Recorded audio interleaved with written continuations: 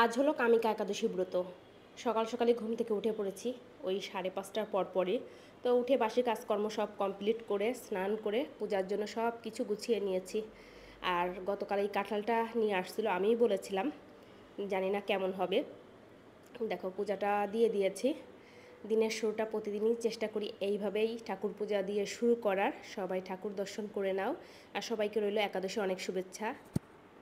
সবাই এই তো, আমিও ভালো আছি। পূজা দিয়ে তারপর হলো মালা জপ করে নিলাম। প্রতিদিনই সকাল সকালে পূজা দেওয়া হয়, একাদশীর দিন আরও সকাল সকাল দেওয়ার চেষ্টা করি। আর গীতা পাঠ করবো পরে, একটু রান্নাবান্না করতে হবে, যেহেতু শ্রীমন সোনা ও উঠে গেছে, মাত্রই উঠলো, এর জন্য একটু রান্নাবান্না করতে হবে। শ্রীমনের পাপা সে একাদশী করবে কি না জানি না, গতকাল করেছিলাম, বলেছিল করবে, বলেছিল আমার জন্য কিছু রান্না করো না, দেখা যাক করলে সে করতে পারে, তার মনের ইচ্ছা। এই গুড়ি গুড়ি বৃষ্টি হচ্ছে আর মেঘলা মেঘলা ওয়েদার। এই যে এখনো হয়ে যাচ্ছে গুড়ি গুড়ি বৃষ্টি।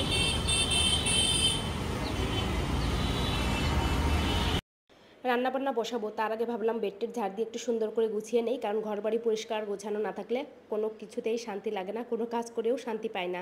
আর শ্রীমন সোনাকে ভাবছি একটু কাঁঠাল আর মুড়ি খেতে দেবো, এর জন্যই একটু আস্তে ধীরে করছি, যে আস্তে ধীরে রান্নাবান্না বসাবো, কোনো সমস্যা নেই, কারণ সকালে সমস্ত কাজবাজি কমপ্লিট, রান্নাটুকু করলেই হয়। চলুন একটু ব্যালকনি থেকে ঘুরিয়ে নিয়ে আসি। গাছগুলো দেখতে দেখতে কত সুন্দর হয়ে গেছে, শুধু দেখি কবে বড় হবে সুন্দর করে। পুঁইশাকের ডগাগুলো সুন্দর বড় হয়ে গ্রিলে উঠবে, এই চিন্তায় আছি, দেখা যাক। আসলে টবের গাছগুলো কিন্তু বেশি রোদ্রে থাকলেও ভালো হয় না, আবার ছায়াও একদম ভালো হয় না, মানে আলো বাতাস থাকতে হবে, হালকা পাতলা রোদ্র পাবে, এরকম থাকলে বেশি ভালো হয়। তো রান্নাবান্না করার জন্য চলে আসছি, 2টা সবজি রান্না করব, আর এখন একবারে রান্না করব, ওর সারাদিন হয়ে যাবে, আর আজকে সারাদিন রান্না করা লাগবে না।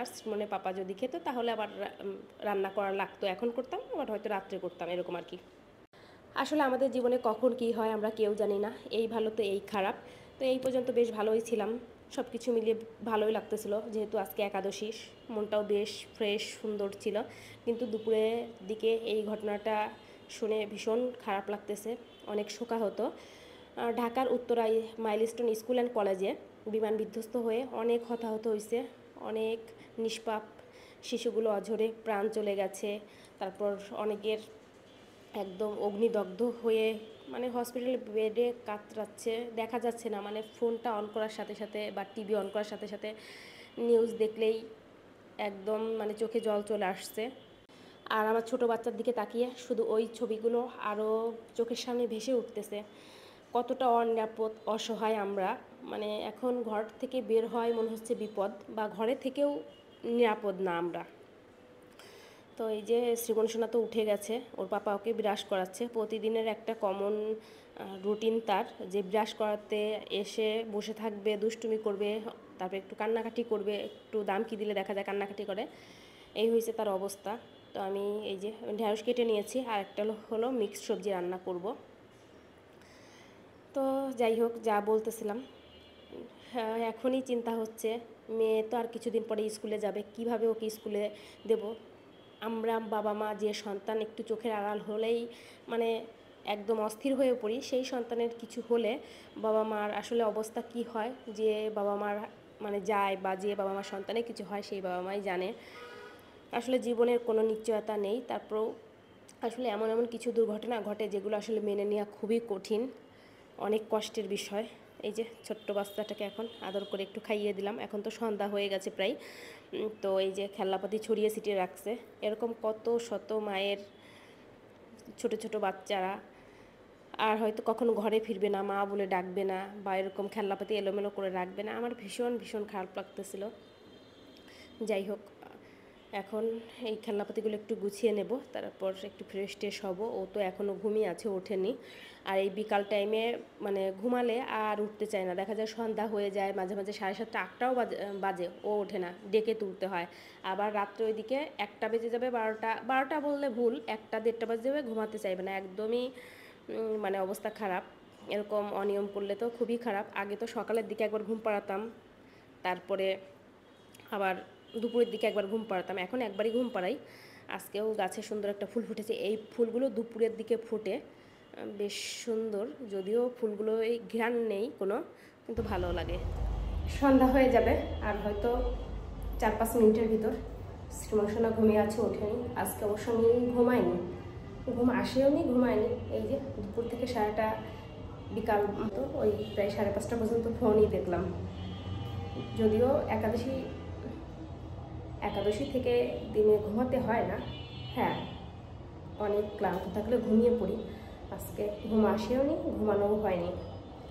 উঠে একটু কাজকর্ম করলাম, পূজার বাসন টাসন পরিষ্কার করলাম, ফ্রেশ ট্রেশ হয়ে তারপর সন্ধ্যা দিয়ে নেই। ও হয়তো ততক্ষণে উঠে যাবে। আমার ছোট্ট মেয়েটা এখনও ঘুম থেকে ওঠেনি, তো ভাবছি সন্ধ্যাটা দিয়ে নেই, তারপর ওকে ডেকে তুলবো। সারাদিনের ভিতর মাঝখানে যে দুপুরবেলা থেকে ওই বিকালবেলা পর্যন্ত একটু ফ্রি থাকি বা রেস্ট করি, তারপর ওই যে সন্ধ্যার পরেও সন্ধ্যাবাতি দেওয়ার পর বেশ অনেক কাজকর্ম থাকে। সে তো একদম আরামে ঘুমিয়ে আছে। যাই হোক, একটু গীতা পাঠ করব, তারপর ওকে ডেকে তুলে। আর হ্যাঁ, যে ঘটনাটা ঘটেছে মানে উত্তরা, তো ওইখানে কিন্তু আমরা আগে ছিলাম প্রায় 3.5 বছর 4 বছরের মতন।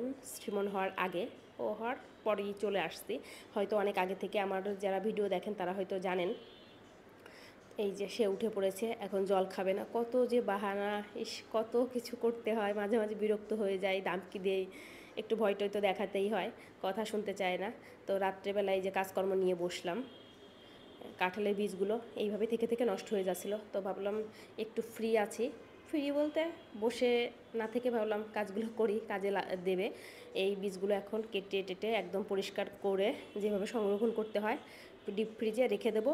যখন কাঁঠালের এই সময়টা চলে যাবে মাঝে মধ্যে রান্না করলে ভালো লাগবে। এখন কেন জানি রান্না করলে অত বেশি ভালো লাগে না, দেখা যায় দিলে 2-3টা খাওয়া হয়, বেশিরভাগই মানে ফেলে দেই।